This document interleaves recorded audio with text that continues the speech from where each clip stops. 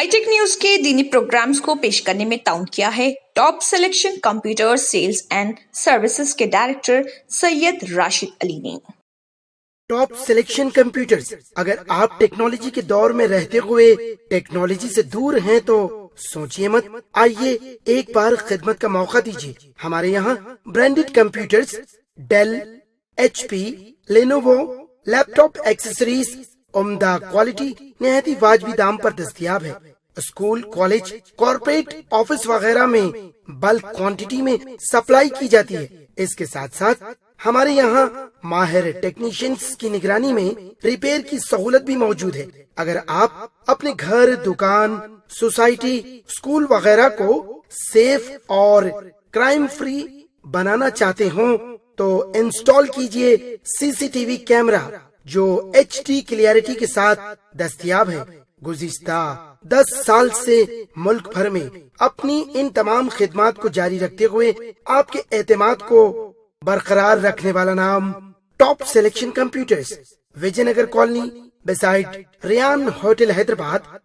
Director Syed Rashid Ali, phone 9849715954۔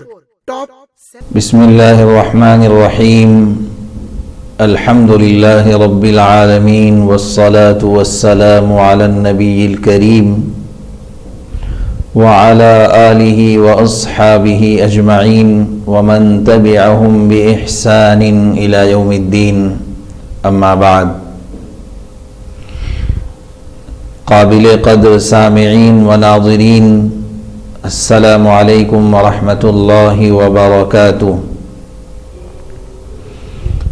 آج کا عنوان ہے وعدہ خلافی کرنا ایک بدترین عمل ہے۔ اللہ تعالیٰ نے اہل ایمان کے لیے آخرت کا نظام یہ رکھا ہے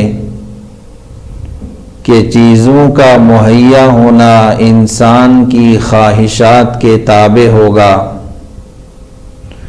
انسان جو چاہے گا فوراً اس کے لیے وہ چیز فراہم ہو جائے گی، لیکن دنیا کا معاملہ اس سے مختلف ہے۔ یہاں انسان ایک چیز کی خواہش کرتا ہے لیکن وہ اسے بروقت پورا نہیں کر سکتا۔ وہ ایک چیز کا ضرورت مند ہوتا ہے لیکن وہ چیز اسے بروقت مہیا نہیں ہوتی۔ اسی لیے انسان ایک دوسرے سے لین دین کا محتاج ہوتا ہے۔ اس لین دین میں اکثر عہد و پیمان کی نوبت آتی ہے، اس لیے شاید ہی کوئی انسان ہو جس کو زندگی کے مختلف مراحل میں خود وعدہ کرنے یا دوسروں کے وعدے پر بھروسہ کرنے کی نوبت نہ آتی ہو۔ وعدہ کرنے والے پر دوسرا شخص بھروسہ اور اعتماد کرتا ہے اور بعض مرتبہ اس اعتماد پر خود بہت سے معاملات طے کر گزرتا ہے۔ اس لیے وعدے کی بڑی اہمیت ہے۔ اسی لیے اسلام میں بڑی تاکید کے ساتھ وعدہ پورا کرنے کا حکم دیا گیا ہے اور وعدہ خلافی کی مذمت کی گئی ہے۔ اللہ جل شانہ کا ارشاد ہے، وعدے کو پورا کرو کیونکہ قیامت کے دن وعدے کے بارے میں انسان کو جواب دینا ہوگا۔ قرآن کریم نے ان لوگوں کی تعریف کی ہے جو وعدے کو پورا کرتے ہیں، اور ان لوگوں کی تعریف کی گئی ہے جو اپنے وعدے کا پاس و لحاظ رکھتے ہیں۔ خود اللہ تعالیٰ نے اپنی اس صفت کا ذکر بار بار فرمایا ہے کہ اللہ تعالیٰ وعدے کی خلاف ورزی نہیں کرتا۔ رسول اللہ صلی اللہ علیہ وسلم نے اپنے ارشادات کے ذریعے بھی وعدہ پورا کرنے کی اہمیت اور وعدہ خلافی کی برائی کو بیان فرمایا ہے۔ رسول اللہ صلی اللہ علیہ وسلم نے ارشاد فرمایا، جس آدمی میں 3 باتیں پائی جاتی ہوں وہ منافق ہے، جب بات کرے تو جھوٹ بولے، وعدہ کرے تو وعدہ خلافی کرے، اگر اس کے پاس امانت رکھی جائے تو خیانت کر دے۔ نفاق کفر کی ایک قسم ہے اور وعدہ خلافی کو آپ صلی اللہ علیہ وسلم نے نفاق قرار دیا ہے۔ اس سے اندازہ کیا جا سکتا ہے کہ وعدہ خلافی کس قدر بری چیز ہے۔ آپ صلی اللہ علیہ وسلم نے اپنے عمل کے ذریعے وعدہ پورا کرنے کی ایسی مثال قائم کی ہے کہ جس کی نظیر ملنا دشوار ہے۔ حضرت عبداللہ ابن ابی الحمصہ سے مروی ہے کہ میں نے رسول اللہ صلی اللہ علیہ وسلم کی بعثت سے پہلے آپ صلی اللہ علیہ وسلم سے خرید و فروخت کی۔ آپ صلی اللہ علیہ وسلم کی کچھ چیزیں باقی رہ گئیں۔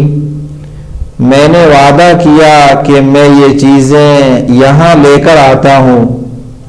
میں بھول گیا یہاں تک کہ آج اور آئندہ کل کا دن گزر گیا۔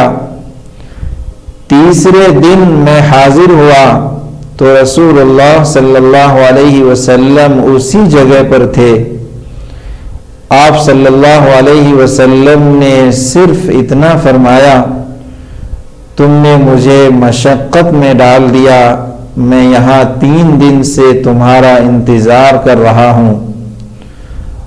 وعدے کی پابندی اور وعدہ پورا کرنے کا یہی سبق آپ صلی اللہ علیہ وسلم سے آپ کے رفقا نے پڑھا اور اپنی عملی زندگی میں اسے برت کر دکھایا۔ چنانچہ حضرت عبداللہ ابن عمر رضی اللہ عنہما کی وفات کا وقت آیا تو فرمایا کہ قریش کے ایک شخص نے میری بیٹی کے لیے نکاح کا پیغام دیا تھا اور میں نے اس سے کچھ ایسی بات کہی تھی جو وعدے سے ملتی جلتی ہے، تو میں 1/3 نفاق یعنی نفاق کی 3 میں سے ایک علامت کے ساتھ اللہ سے ملنا نہیں چاہتا، اس لیے میں تم لوگوں کو گواہ بناتا ہوں کہ میں نے اس سے اپنی بیٹی کا نکاح کر دیا۔ ان واقعات سے اندازہ کیا جا سکتا ہے کہ رسول اللہ صلی اللہ علیہ وسلم اور آپ کے صحابہ کی نگاہ میں وعدے کو پورا کرنے کی کس قدر اہمیت تھی۔ دوست ہو یا دشمن، اپنا ہو یا بیگانہ، مسلمان ہو یا غیر مسلم، ہر ایک کے ساتھ عہد کی پابندی ضروری ہے۔ رسول اللہ صلی اللہ علیہ وسلم صلح حدیبیہ سے جو ہی فارغ ہوئے، ایک صحابی خون میں لہو لہان اور پاؤں میں بیڑیاں لگی ہوئی تشریف لے آئے اور مسلمانوں سے عرض کیا کہ انہیں مدینہ لے جایا جائے۔ آپ صلی اللہ علیہ وسلم نے اہل مکہ کو راضی کرنے کی کوشش کی کہ اس دفعہ سے جو مکے سے مسلمان ہو کر مدینہ جانے والوں کو واپس کرنے کے سلسلے میں ہے، اس سے اس ساتھی کو الگ رکھا جائے، لیکن اہل مکہ نے نہیں مانا۔ چنانچہ بالآخر رسول اللہ صلی اللہ علیہ وسلم نے انہیں واپس فرما دیا۔ اسی طرح جن غیر مسلم قبائل سے آپ کے معاہدات ہوئے، آپ صلی اللہ علیہ وسلم نے ان معاہدات کا پورا خیال رکھا، بلکہ بعض مرتبہ مخالفین کی عہد شکنی کو برداشت کرتے ہوئے بھی آپ صلی اللہ علیہ وسلم اپنے عہد پر قائم رہے۔ افسوس، اخلاقی گراوٹ اور پستی کی وجہ سے آج سماج میں وعدہ خلافی کی کئی صورتیں اور شکلیں رائج ہو گئی ہیں اور لوگوں کے ذہن میں اس کی کوئی اہمیت باقی نہیں رہی۔ عام طور پر لوگ سمجھتے ہیں کہ قرض وغیرہ کے لین دین ہی سے وعدے کا تعلق ہے، حالانکہ ہم زندگی کے تمام مراحل میں عہد و پیمان سے گزرتے ہیں۔ معاملات جتنے بھی ہیں، مثال کے طور پر نکاح، خرید و فروخت، شراکت داری، دو طرفہ وعدے ہی سے ہوتے ہیں۔ اسی لیے معاملات کو عربی میں عقد کہا جاتا ہے۔ عقد کے معنی دو طرفہ وعدے اور معاہدے کے ہیں۔ اللہ تعالیٰ نے ایک سے زیادہ مواقع پر وعدہ پورا کرنے کی طرف متوجہ فرمایا ہے۔ نکاح کے ذریعے مرد عورت کے ساتھ حسن سلوک اور اس کے اخراجات کی ادائیگی کا وعدہ کرتا ہے، اور عورت جائز باتوں میں شوہر کی فرما برداری کا وعدہ کرتی ہے۔ لہذا اگر شوہر بیوی کی حق تلفی کرے یا بیوی شوہر کی نافرمانی، تو نہ صرف حق تلفی اور نافرمانی کا گناہ ہوگا بلکہ وہ وعدہ خلافی کے بھی گنہگار ہوں گے۔ بیچنے والا گاہک سے مال کے صحیح ہونے اور قیمت کے مناسب ہونے کا وعدہ کرتا ہے۔ اگر وہ گاہک سے عیب چھپا کر سامان بیچے یا قیمت میں معمول سے زیادہ نفع وصول کر لے اور گاہک کو بتلائے کہ اس نے معمولی نفع پر سامان فروخت کیا ہے، تو یہ عقد تجارت کے ذریعے فریقین ایک دوسرے کے ساتھ جو عہد کرتے ہیں اس کی خلاف ورزی ہے۔ جب آپ کہیں ملازمت کرتے ہیں تو سرکاری یا غیر سرکاری ادارے میں جو اوقات کار متعین ہوں، کام کرنے کے اوقات متعین ہوں، آپ ان اوقات میں اپنی ڈیوٹی پر حاضر رہنے کا عہد کرتے ہیں۔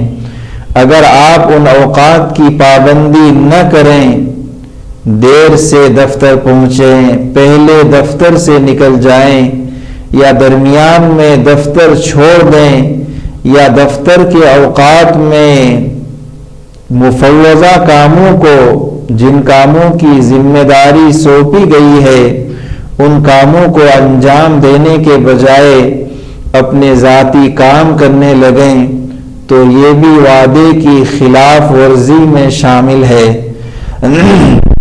بعض شعبوں میں ملازمین کو خصوصی الاؤنس دیا جاتا ہے کہ وہ پرائیویٹ طور پر کوئی اور کام نہ کریں، خاص کر طبی شعبے میں۔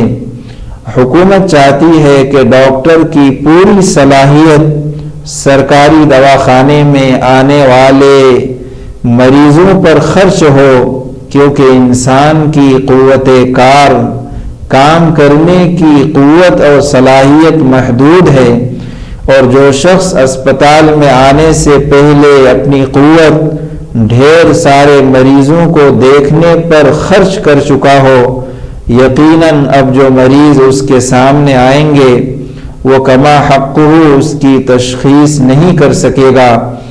اب اگر کوئی شخص حکومت سے الاؤنس بھی حاصل کرے اور نجی کلینک اور نرسنگ ہوم بھی چلائے تو یہ وعدہ خلافی ہی کے زمرے میں آئے گا، اور یہ بات تو ستم بالائے ستم ہوگی کہ جب کوئی مریض سرکاری دواخانے میں آئے تو ڈاکٹر اس سے ایسی بے توجہی برتے کہ وہ اس کے نجی دواخانے کی طرف رجوع ہونے پر مجبور ہو جائے۔ یہ وعدہ خلافی کے ساتھ ساتھ عوام پر کھلم کھلا ظلم بھی ہے۔ وعدے کا تعلق ہماری تقریبات، جلسوں اور دعوتوں سے بھی ہے۔ مثلا دعوت نامے میں لکھا گیا کہ نکاح عصر کے بعد ہوگا، لیکن جب تقریب میں پہنچے تو معلوم ہوا کہ نوشا میاں اپنی شان خاص کے ساتھ عشاء کے بعد تشریف لا رہے ہیں۔ دعوت نامے میں لکھا گیا کہ طعام ولیمہ 8 بجے شب ہے، لیکن حقیقت معنوں میں دعوت کی ابتدا 10 بجے شب سے ہوئی۔ کیا یہ وعدے کی خلاف ورزی نہیں ہے؟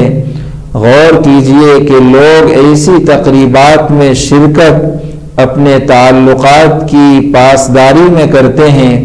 کسی کے یہاں بیماری ہے، کوئی خود بیمار ہے، کسی نے تقریب کے وقت کے لحاظ سے آئندہ پروگرام بنا رکھا ہے۔